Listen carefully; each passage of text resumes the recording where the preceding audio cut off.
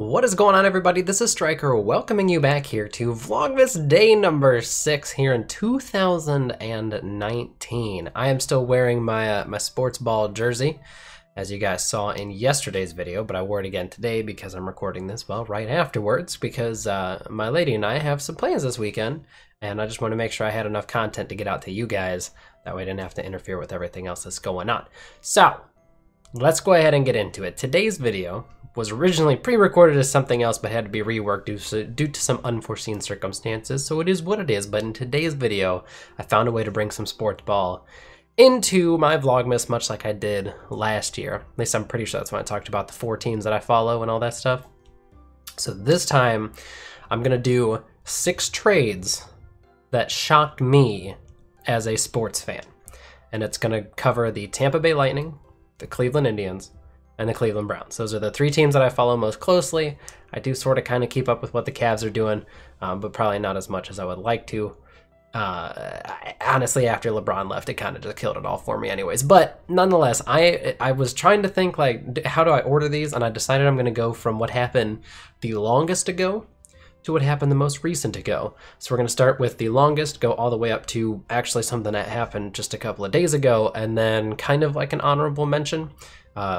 And I'll go ahead and explain it. So I'm not going to talk about what, like, if there was a pick or something that was exchanged. I'm not going to say, like, what that player became and blah, blah, blah, blah. It's just going to be why it shocked me in that instance and why it was important for the team that I was following. Does that make sense? All right. So we're going to start. News broke April 3rd of 2013. The Ottawa Senators and the Tampa Bay Lightning exchanged a pair of players with a pick. The Ottawa Senators traded goalie Ben Bishop to the Lightning for Cory Conacher, who was a rookie, and a 4th-round pick. Now, this was kind of crazy because Cory Conacher came into the league as a very undersized but speedy, kind of skillful type guy. It was a little bit before the league actually kind of transitioned into that, so you still had some big, bulky guys that were out there hitting stuff. Now, Cory Conacher was never afraid to throw the body and was always around there, right in the crease, doing the dirty work to get the goals and everything like that. And he was off to a great start. Let's see, it says he had 9 goals and 15 assists in 35 games, which was great. For a rookie, he looked to be the most promising thing you could ever see coming out, like future top line, maybe top 6 forward for the team, for the Tampa Bay Lightning. But when this trade broke, the Lightning got Ben Bishop, who was a very, very good goalie. I'd say probably top 10 easily in the league, maybe even top 5. He was really, really great. But the reason why this was so shocking, I guess, is because Cory Conacher was a rookie and was traded, and they also had this young guy, Andrei Vasilevsky, in the wings that was going to come up and be, you know, the starting goalie, which that is who the starting goalie is for the Lightning now.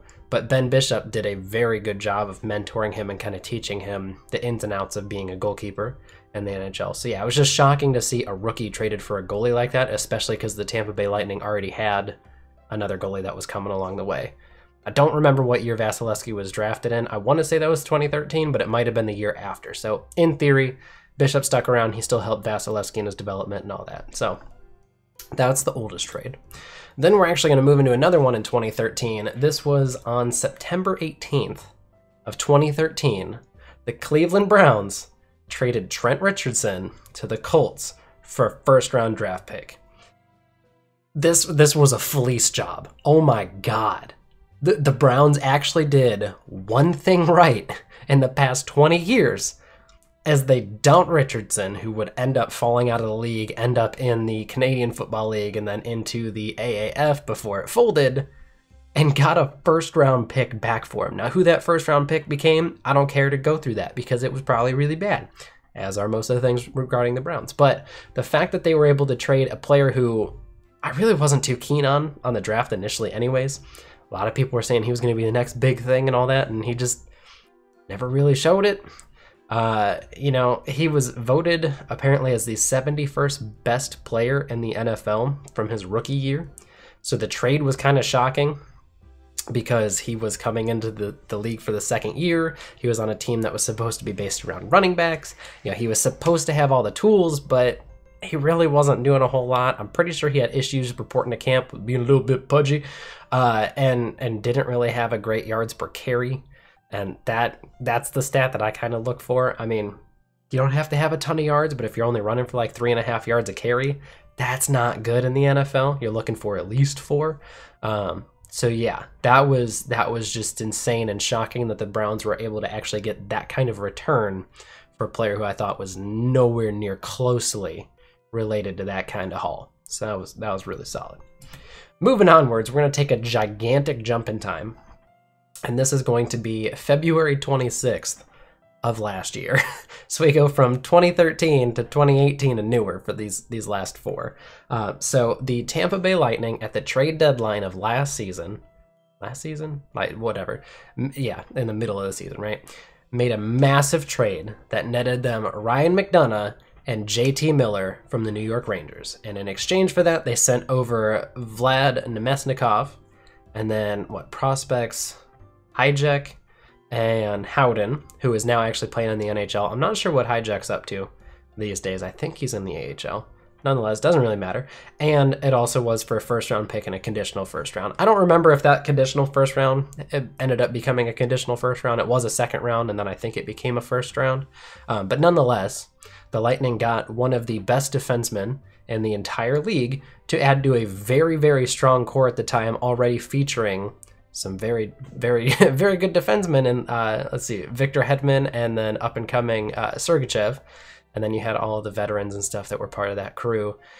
It didn't really work out in the end. We all know what happened, or at least we probably all know that the Lightning were swept out of the first round, and I'm still not over that as a fan. But that was insane, especially because Nemesnikov was always part of a very core group of the Russian players, basically, with the Lightning.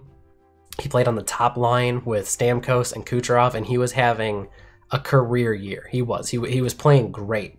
And it was really shocking that they were able to make this work and also get JT Miller back to fill that hole left by Nemesnikov. So basically the Rangers were saying that Nemesnikov was better than JT Miller, which ended up being absolutely incorrect. And then Nemesnikov, I think, ended up getting traded again for a low-round pick. At least I know he's over on Ottawa now, not with the Rangers anymore. I mean, he might have gone to free agency for all I know. I didn't keep up with it. But yeah, it was crazy, the fact that something of that magnitude was able to happen, especially because the Lightning were starting to get close to the salary cap, and they wanted to add Carlson, but his contract was going to be too hefty, and they couldn't extend him long term because he was going to demand too much money, being one of like the top 2 defensemen in the entire league outside of Victor Hedman, who was already on the team. So they got Ryan McDonagh and then extended him further. It was crazy. I mean, it was great. He instantly slotted into that second defensive-man pairing and did a real great job with Sergachev, who was kind of younger and learning and a little bit more offensive-minded. So McDonagh could kind of take a little bit of a backseat and play a little bit more defensively and kind of bring Sergachev up under him. So I thought that was fantastic. We're going to go ahead and move on now to the 4th trade here, which is March 12th. Of 2019, and that is the Odell Beckham Jr. trade. Likely everyone probably knew this was coming at some point in the video, but the Browns got Odell Beckham Jr. It was a direct exchange for the 1st round pick, the 3rd round pick, and then Jabril Peppers, and then they threw in the Zeitler for Vernon swap as well. So the Browns got, at the time, at least a top 5, probably top 3, maybe top 2 wide receiver in the entire league for less than 2 first-round picks, which was insane. Nobody thought that the Browns could actually get that kind of return without throwing more than that 1 first-round pick. Now, they did give up a 3rd, but they had a 2nd, 3rd-round pick, so it really didn't matter. And then they traded Peppers, who really didn't fit in with what the defense was trying to become. Granted, we all know how things have kind of went down for everybody, and that hole at right guard because Zeitler went over for Vernon, that also kind of killed the line and all of that stuff. But at the time, the trade was fantastic. Nobody saw it coming because Gettleman was all, we didn't sign him just to trade him, but we did. So it was shocking. It was kind of crazy, and the fact that he ended up on the Browns is just, it's insane. So it's awesome. There you go. There is number 4. Then on to number 5 is a very messy 3-team trade. It was between the San Diego Padres, the Cincinnati Reds and the Cleveland Indians. This happened last year during the last MLB season at the trade deadline. So the Indians got, between this 3-team trade, they got Yasiel Puig, they got Scott Moss, Franmil Reyes, Logan Allen, and Victor Nova, and I think they got a couple of other smaller like A-ball prospects that weren't listed. But Yasiel Puig came into right field and solidified that area, plus Naquin went down with a torn ACL, so it really worked out having that extra depth. He did really, really well coming to Cleveland and played really well, said that he loved the city and identified with it. I don't know what's going to happen in the future. I mean, it's still the offseason, so there's a chance that he could come back. Doubt it, but he was still a great addition to that line, added a little bit more power. Scott Moss, who I'm pretty sure is a pitcher, is still kind of up and coming, so we'll see how that goes. Not really sure. Then we've got Franmil Reyes, who is a very large power hitter. He came in and kind of took over the DH spot, and then they're hoping to be able to get his fielding skills a little bit more developed so he can play out there in right field, especially with the Naquin injury here next year. They got Logan Allen, who is a up-and-coming left-handed pitcher, which helps solidify their depth behind their starting rotation and some of the younger guys that they have, but it also adds a left-handed starting pitcher to their up-and-comers. Out of their top prospects, I don't really think they have many left-handed people, especially at starting pitcher. They've got a couple in the minors at relief pitcher, but I mean, that's pretty big to have a left-handed starter like that, especially when you just sport in a rotation of 5 righties. And then Victor Nova, I actually don't know a whole lot about Nova, so I don't really know what we're going to get out of that. But this was shocking because the Indians got as much as they did, even though Yasiel Puig was a rental for this year. Like I said, they could still sign him back, but they ended up getting 3 minor leaguers, and Franmil Reyes is under team control for like 6 years. So they traded Trevor Bauer, who is a very large personality, who's had some conflicts with some other people in the past, who's kind of pissed off the coaching staff here and there, a very abrasive kind of person. They got a massive haul, and that was crazy. They were talking about maybe he would be traded or maybe it would be Kluber, but Kluber broke his arm, so then that really didn't matter.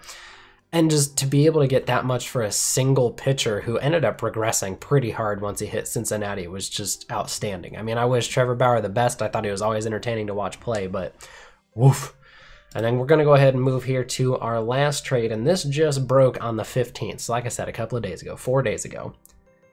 The Cleveland Indians traded away starting pitcher Cory Kluber, and they got Emmanuel Clase or Clase. I don't know how you pronounce his last name. It's Clase, and I know he's got some sort of like Hispanic background or something or other, so I don't know how to pronounce that. So just roll with it. And then outfielder Delino DeShields Jr.